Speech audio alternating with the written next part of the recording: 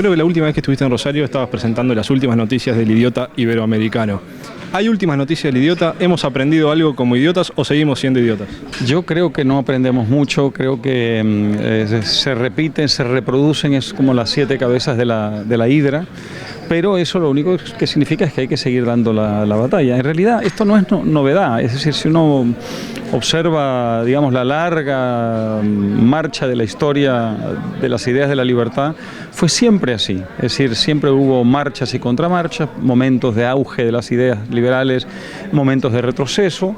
Es una prédica, digamos, que hay que renovar con cada generación, porque este es un tema también que al comienzo uno como liberal no ve con claridad, uno piensa que una vez que está sentada, digamos, en fin, la cátedra liberal, por así llamarla con un poco de pomposidad, entonces ya quedó ahí para siempre y las ideas, digamos, se van a instalar de manera perpetua. Eso no funciona así, eso hay que renovarlo, además cada circunstancia presenta un nuevo desafío para esas ideas. Por ejemplo, lo que vive hoy Argentina, hay gente que cree que lo que ha pasado es liberalismo, que ha fracasado el liberalismo y por tanto hay el reto de los liberales de explicar qué cosa es y qué cosa no es, como pasó en los años 90, mucha gente en Argentina y en América Latina en general pensó que esa experiencia fue una experiencia liberal fracasada, entonces nos tocaba como liberales ante esa circunstancia volver a explicar de nuevo lo que era liberal. Así que no estoy sorprendido, pero sí diría que digamos que somos recurrentes en el error, recurrentes en la adopción de ideas francamente fracasadas,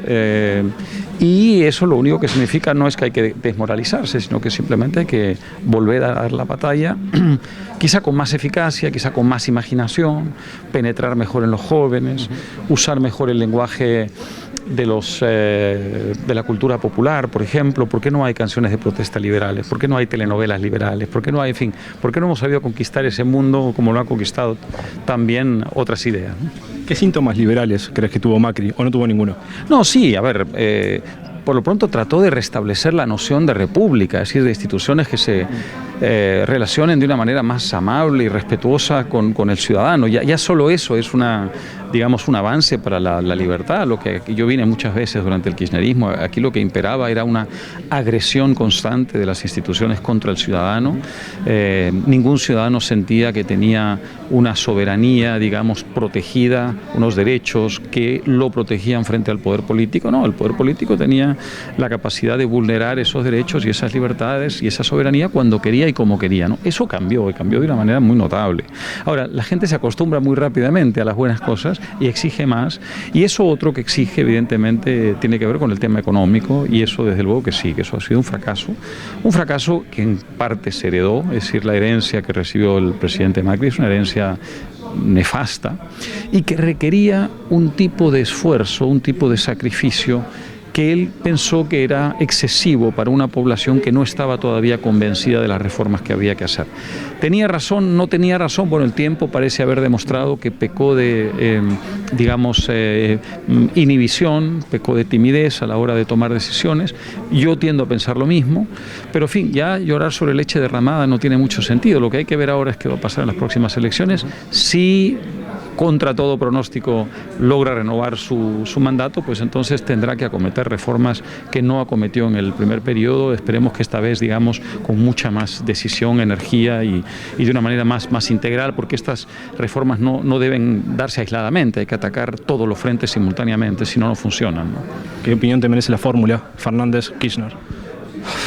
Yo creo que es una, digamos, apuesta astuta y hábil por dos cosas. Primero, para tratar de reunificar al peronismo. El peronismo sabe muy bien que dividido pierde y que unido tiene muchas más posibilidades de ganar, de modo que es una operación astuta desde el punto de vista digamos, la estrategia electoral, si quieres, y también otro elemento importante, que es que, digamos, hace convivir a los responsables del desastre de los años anteriores a Macri con figuras que aparentemente representan una versión un poco más moderada, un poco más civilizada, un poco más moderna de la economía. Digo aparentemente porque, digamos, en la trayectoria de Fernández hay tantos zigzagueos y hay tantos periodos de sombras como hay pequeños chispazos de luces. Entonces es imposible saber lo que va a pasar y al mismo tiempo es obvio que el aparato de poder que va a manejar el kirchnerismo va a ser de tal naturaleza que resulta difícil pensar que él pueda tomar decisiones que vayan a contrapelo de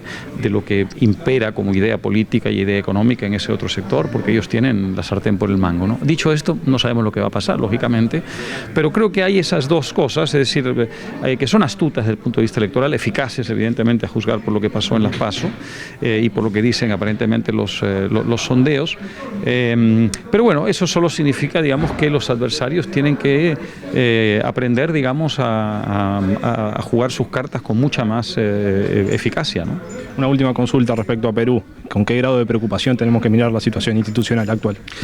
Yo diría que con preocupación, pero también con esperanza. Es decir, se entiende poco afuera porque todo es muy complejo lo que ha pasado, pero básicamente lo que había en el Perú era en realidad la responsabilidad de los votantes, desde luego, que eligieron a un Congreso de signo distinto al de la presidencia, cosa que ocurre en muchos países y es perfectamente democrático, pero que en este caso supuso que el Congreso quedó en manos literalmente de una mafia, es decir, de gente muy vinculada al periodo de la dictadura del fujimorismo, muy vinculada a través de distintas vías, incluido el poder judicial corrompido que tenemos, al mundo de la corrupción, y que vio muy claramente que tenía que sabotear la labor de la presidencia para poder copar el poder y copar las instituciones. Y entonces desde el primer día se dedicaron a eso.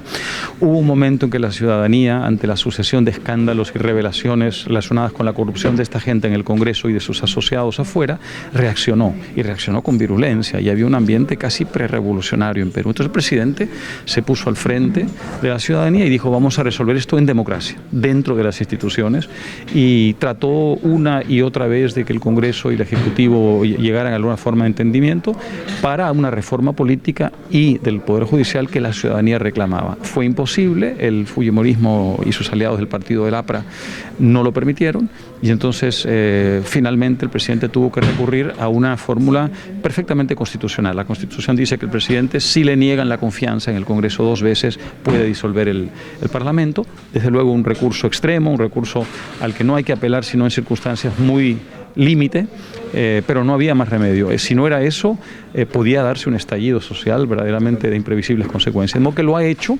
dentro de la Constitución, ha cumplido con los plazos, la ley le exige convocar elecciones parlamentarias para reemplazar a este Congreso y las ha convocado para enero, y él además ha sido muy claro, él no va a intentar reelegirse ni cambiar la Constitución, él se va a su casa al final del mandato, en julio de 2021, de manera que está todo fluyendo por los cauces constitucionales. Por eso digo que hay luz de esperanza.